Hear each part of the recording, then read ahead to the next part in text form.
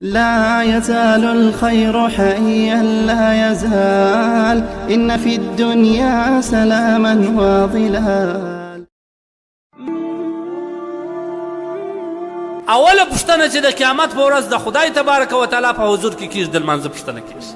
نو نبی علیه الصلوة والسلام فرمایي بیا به الله تبارک وتعالی ته یو بنده راپېښ سي.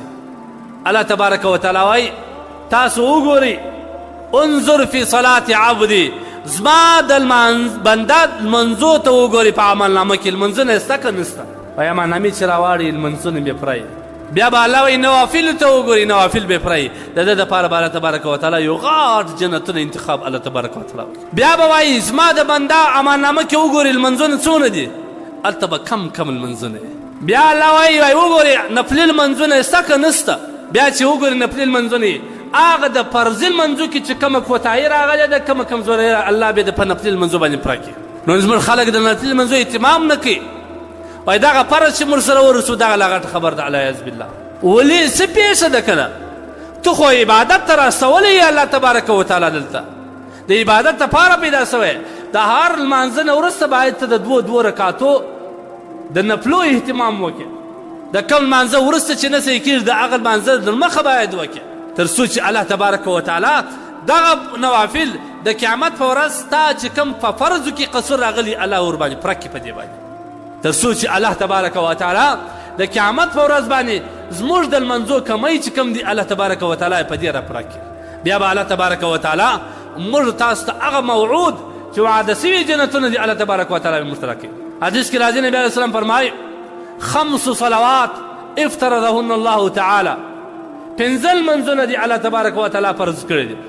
که چا په ښه طریقه باندې اودس وکړي من احسن وضوءهن وصلاهن لوقتهن او بیا په خپل وخت باندې لمونځ هم وکړي واتم رکوعهن رکوع یې هم ښه پوره وکړل کان له عهد علی الله ان یغفره.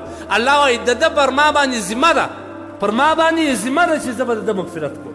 الله یې ذمه چیش دي 3 شان په ښه توګه اودس کول او په خپل وخت باندې لمونځ کول او ښه رکوع او سجده کول.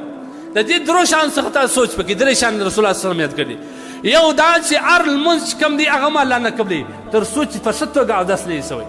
زموږ اودسونه پر کوم خیال کله چې موږ تاسو استنجا و اودس موږ نه وچو قبر کې چې کوم وخت بنده کښېښول سي اول د وارې عذاب چې ورکول کېږي د دغه بول د څاڅکو د وجې څخه ډېر ځان نه ساتي.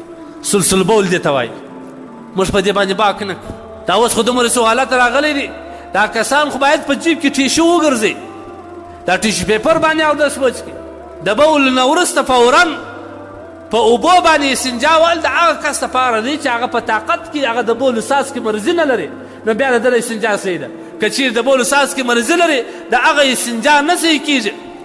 بیا که چیرې استنجا ووالل څاڅکي رالي چې هر څومره لمنځونه کړي الله یو نور قبلوي. دی خو په پام کې لا نه اول له وارې به لمانځه در مخه په ښه توګه اودس کوي. اودس دا دی چې اودس ته کولو مخکې به اول اودس وچوي. زموږ کتابونو خو لاره هم ویلي دي که د چا اودس نه وچېدی غاړه دې تازه کوي دا پښه دې ټکوي.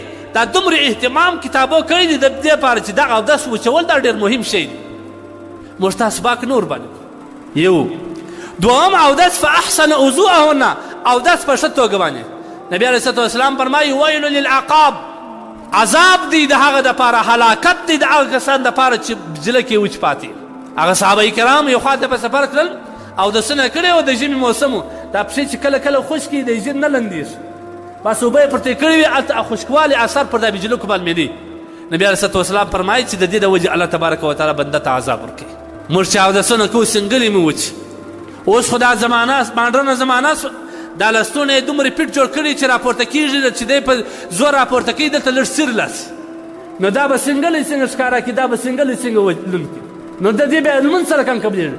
موږ چغې و بغارې و تاسو وګورئ په دا اوس حالات باندې څومره انسانان دعاوې کوي څومره بغارې وي دا زموږ دعاوې ولې نه قبلېږي.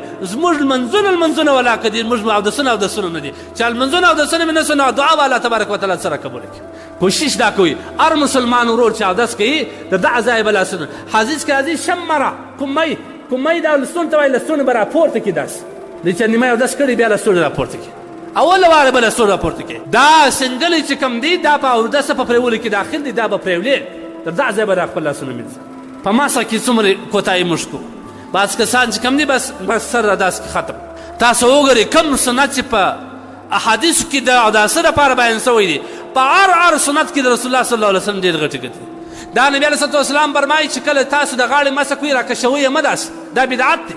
دا غاړې مسه چې لاسونه مې لانده کړه د داسې کېښوئ. ولې ساینس لیکي وایي دلته د انسان رګونه دي، کله چې پر دغه رګو باندې انسان د خپل لانده لاسونه ایږدي دا د ډېرو مرضو څخه الله تبارک وتعالی حفاظت کوي. نبي علیه صلات وسلام څه وخت ویلي و ساینس ته اوس دا خبره ښکاره شوه. خبره بدبختي دا ته ده موږ چې د ډېرو مرضو ښکار جوړ سوي موږ د خپل رسول پر نقش قدم نه روان سوي. سړی چې په کامله توګه باندې لمونځ کي هغه به د هر مرض څخه الله تبارک وتعالی خلاص. تاسو وګورئ دا اوس چې کورونا رانه دا ډاکټران ته وایي 5 واره به د ورځې لاسونه په صابون مینځه. زموږ رسول الله صلی الله علیه وسلم د 1900 کاله مخکې موږ ته ویلي چې ته به اودسونه کوئ. فاصبغ الوضوء څه ته وایي؟ دا لاسونه ټینګ وموږ صفا کړه. زما دغه چې لاس پر تېر کړې به را خولې ته اوبه واچوي. ګوري دا هر شی عبادت وبوله، رواج مه بوله، عادت مه بوله. په هر اوداسه کې باید سړی ډېر احتیاط وکړي. د اوداسه کې په ځان باندې اوبه مه راغورځو. موږ په دې کې منع سوي یو چې دا سړی په چړپ باندې مخ ته اوبه غورځي. اودس زده کوي. ځوانان سو، سپین ږیرو سوه، تر اوسه پورې زموږ لمونځ او اودس ولایي کوي زده دی.